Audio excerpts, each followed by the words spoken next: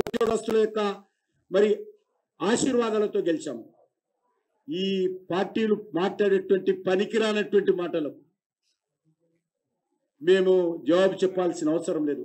వాళ్ళలాగా అవకాశం కోసం అవసరం కోసం ఒకరినొకరు కలిసేటువంటి అలవాటు కాంగ్రెస్ పార్టీకి టిఆర్ఎస్ పార్టీకి ఉంది. ఈ రాష్ట్రంలో చరిత్ర చెప్తా ఉంది, నగ్న సత్యం అది.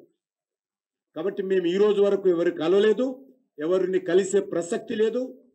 మళ్ళీ వాళ్ళకు పనికిరాని మాటలకు జవాబు చెప్పాల్సినటువంటి కర్మ మాకు లేదు, అవసరం కూడా లేదు. ప్రతి ఒక్కడు వచ్చి వీడు వాడు కలిసాడు, వాడు వీడు కలిసాడు, ఇదే భాష ఈరోజు ఈ రెండు పార్టీలకు. ప్రతిసారి ఇదే మాట మాట్లాడుతున్నారు.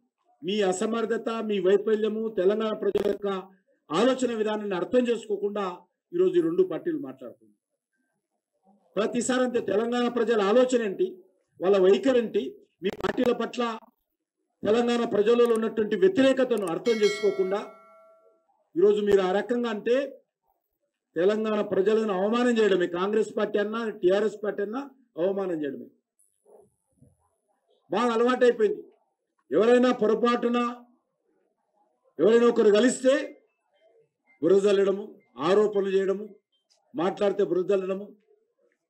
నేను ఒకటే అడుగుతా ఉన్నాను, ఇప్పటి కూడా సమస్యల మీద దేనికైనా చర్చించడానికి సిద్ధంగా ఉన్నాము. పనికిరాని ఆరోపణలకు, ఆధారం లేనటువంటి ఆరోపణలకు బురదలేటువంటి ప్రయత్నాలు చేస్తూ ఉంటే ఇదే విధంగా రానున్న రోజుల్లో తెలంగాణలో ఇదే జరుగుతుంది.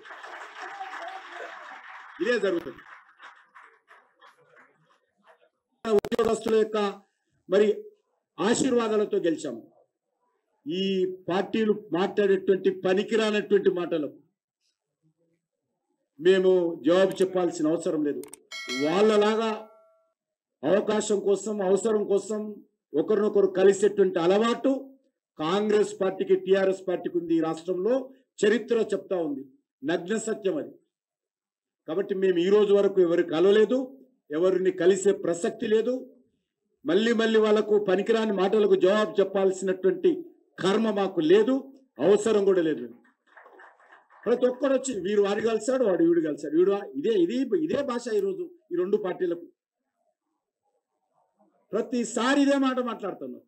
మీ అసమర్థత, మీ వైఫల్యము, తెలంగాణ ప్రజల యొక్క ఆలోచన విధానాన్ని అర్థం చేసుకోకుండా ఈరోజు ఈ రెండు పార్టీలు మాట్లాడుతున్నారు.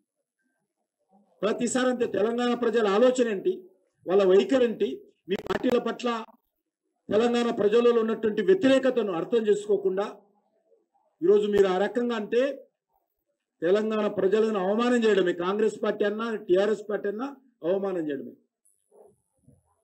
బాగా అలవాటైపోయింది. ఎవరైనా పొరపాటున ఎవరైనా ఒకరు కలిస్తే బురదల్లడము, ఆరోపణలు చేయడము, మాట్లాడితే బురదల్లడము. నేను ఒకటే అడుగుతా ఉన్నాను, ఇప్పటి కూడా సమస్యల మీద దేనికైనా చర్చించడానికి సిద్ధంగా ఉన్నాము. పనికిరాని ఆరోపణలకు, ఆధారం లేనటువంటి ఆరోపణలకు బురదలేటువంటి ప్రయత్నాలు చేస్తూ ఉంటే ఇదే విధంగా రానున్న రోజుల్లో తెలంగాణలో ఇదే జరుగుతుంది.